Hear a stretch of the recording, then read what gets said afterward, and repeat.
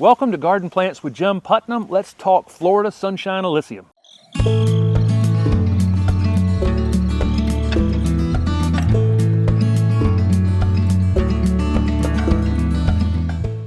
Florida Sunshine Illicium is a broadleaf evergreen shrub. I'm shooting this in the middle of December with beautiful chartreuse colored foliage. And one of the reasons I'm shooting this in December is actually as we go into fall, it actually gets quite a bit brighter, and the stems on this plant actually get very, very red in the fall and winter time.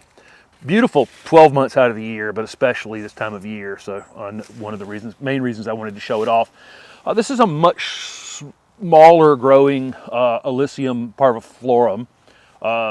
Maybe reach 6-7 feet in height, 3 to 4 feet in width. Can be kept kind of any size that you want to keep it, really, but the chartreuse coloration definitely keeps this one on the smaller side.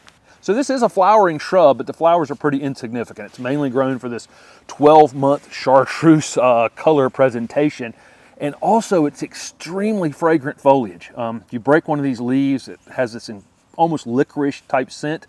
You don't even have to break the leaves. On a warmer afternoon here in December, I can actually smell it just being this close to it.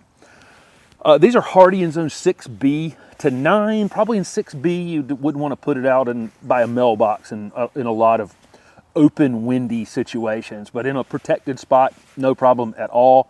Part shade is definitely the way to go with this plant. In the deep shade, it gets a little thin and wispy.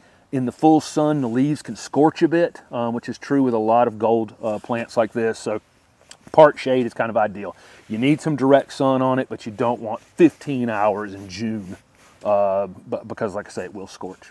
So there are a lot of different uses for a part shade gold plant like this.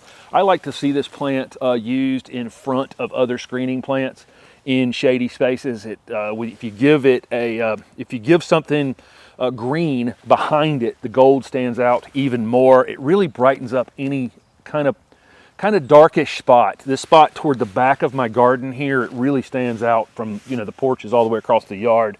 And it just, it's brighter than anything else in the entire landscape. Can be used as a container plant, probably not a great container plant. Definitely not in zone 6 or 7, but in 8 or 9, you could use it as a container plant for a season or two. And then, like I say, just one of a kind anywhere. It can be pruned into kind of a pyramidal shape.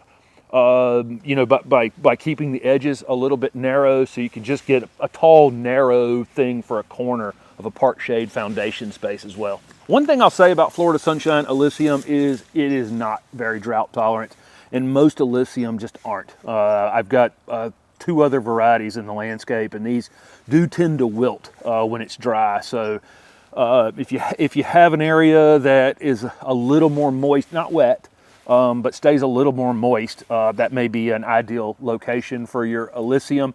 I do just kind of keep an eye on this plant. Sometimes in the late afternoon, it'll be just kind of laid over like this. So site selection is kind of important for that reason. It will need some ongoing watering. Do keep it well mulched and keep the weeds away from it. That will probably help keep it more evenly moist. Not a lot of maintenance to do on this plant, really. If you might get a crazy limb here or there that can be cut kind of whatever time of year you want to cut it. If you need to do any general pruning on it, that's probably best done in the early to mid-spring or even early summer. And let it fill back in so that in the wintertime it has this late season growth on it, which gives you the red stems and the gold foliage. Can be fertilized in the late winter. This plant's virtually deer proof. These kind of fragrant, pungent plants like this are great if you have deer problems. Things with fragrant flowers and fragrant foliage tend to be your friends if you do have that as an issue, and really aren't any other pest problems. I love this plant. It's just an easy pop of color in any landscape. But Florida Sunshine Illicium. Thanks for watching.